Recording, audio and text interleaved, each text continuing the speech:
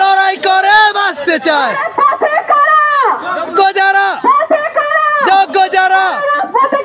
যোগ্য যারা জাস্টিস লড়াই করে বাঁচতে চায় লড়াই করে বাঁচতে চায়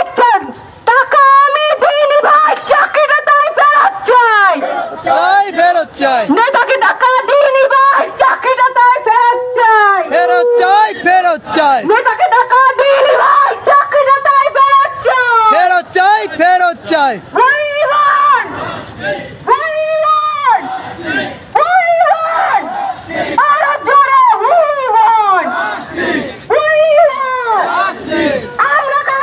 যোগ্য যারা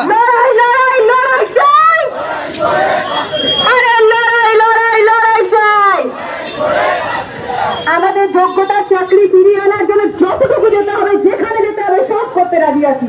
আমরা শিক্ষক সমাজ ভদ্রভাবে আমাদের বক্তব্য আমরা বলতে চাইছি। আপনারা শুনুন, আমরা বেশি সময় নষ্ট করবো না। আপনাদের সময়ের মূল্য হলে আমাদেরও সময়ের মূল্যের দাম রয়েছে। চাকরি আমরা ফিরিয়ে নিব, তাই বলছি আপনাদেরকে আমাদের যে ডেপুটেশন রয়েছে সেইটা দিতে আপনারা আমাদেরকে অনুমতি দিন। আমরা ভদ্রভাবে যতটুকু সম্ভব আমরা করতে রাখি। আচ্ছা ম্যাডাম দাঁড়াবেন। অভিজিৎ চরণ কলিজা, আমরা এখানে কোচবিহারে এসেছি, আপনারা সুশৃঙ্খল ভাবে দাঁড়ান। এই রাস্তাটা দিয়ে কি করে গাড়ি আসছে? আমরা তো কোনোদিন রাস্তা আটকাইনি, আপনারা অন্য দিকে যান। যাই হোক, সবাই গোল করে হাত ধরে দাঁড়িয়ে যাও না, আপনারা গোল করে হাত গোল করে আমাদের যারা ডেপুটেশনের টিম যাবেন 5 জনের মতো আপনারা আসবেন, 3rd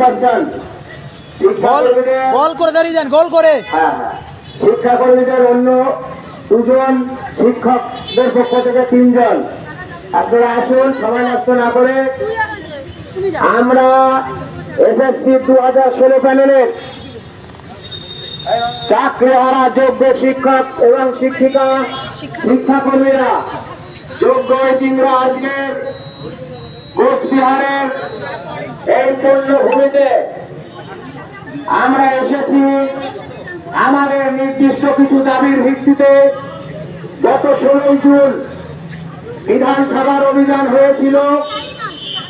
বিধানসভার মাননীয় স্পিকার মহোদয় শ্রী নির্মল ঘোষ এবং সরকার পক্ষের চিফ হুইপ আমাদের সাথে বিধানসভায় আলোচনা করেন।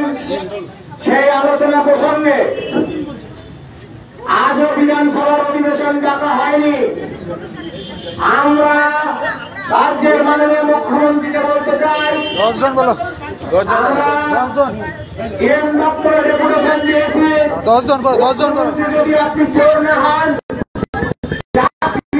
মমতা বন্দ্যোপাধ্যায় চাকরির মুখ্যমন্ত্রী, আপনি যোগ্যদের তালিকা দেবেন, নইলে আমরা আগামী 14 জুলাই যেদিন মাহফুল দুর্গ খুলে গিয়েছিল সেই দিন আপনার জঘন্য 14 তলাকে ভেঙে চুরে ঘুরে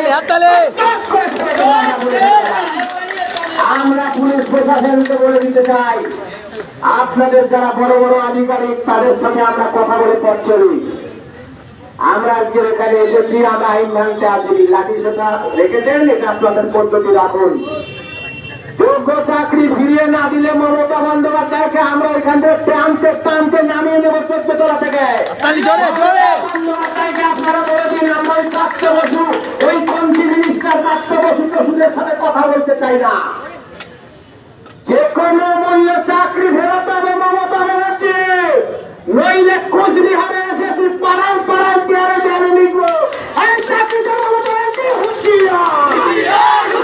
পাড়ায় পাড়ায় দেয়ালে দেয়ালে লিখবো চাকরি কেন হাত ভেঙে দাঁড় করিয়ে আমরা কিন্তু দেয়ালে দেয়ালে লিখবো।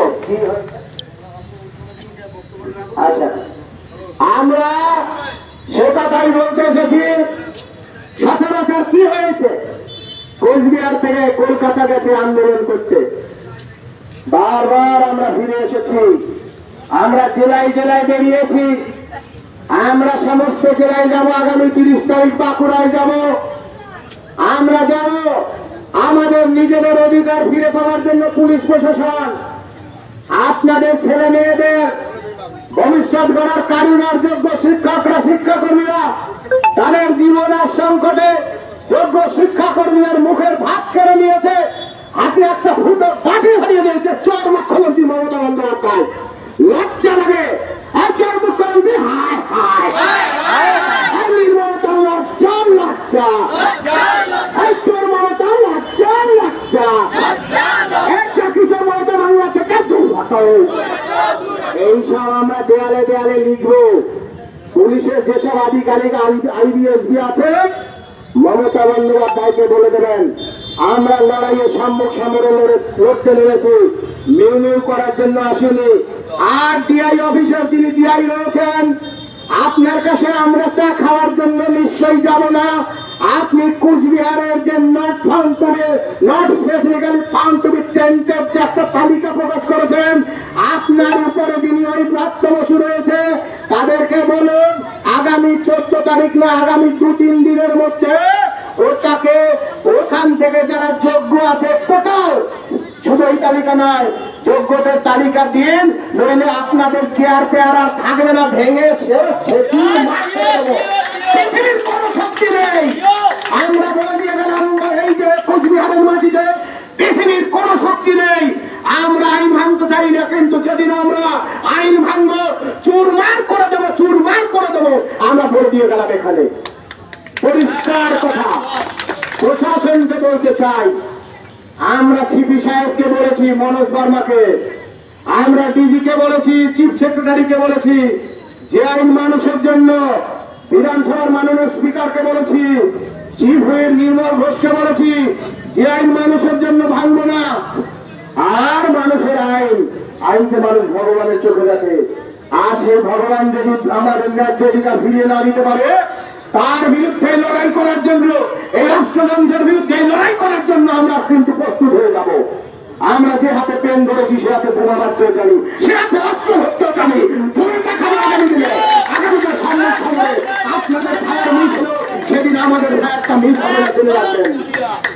আমরা বলে গেলাম এই কথা কোচবিহারের মাটিতে। প্রশাসনকে বলতে চাই, মমতা বন্দ্যোপাধ্যায়কে বলে দিন যোগ্য তালিকা দিয়ে সব অংশের যোগ্য শিক্ষাকর্মী শিক্ষকদের চাকরি বেতনের ব্যবস্থা করুন। আর কোচবিহারের মানুষ আপনাদের পায়ে নমস্কার, ধন্যবাদ। আমাকে দাও। শিক্ষাকর্মীদের থেকে আমি কথা বলবো, 2 জন আসবেন। ব্যানারটা উনি দিয়েছেন, হবে না।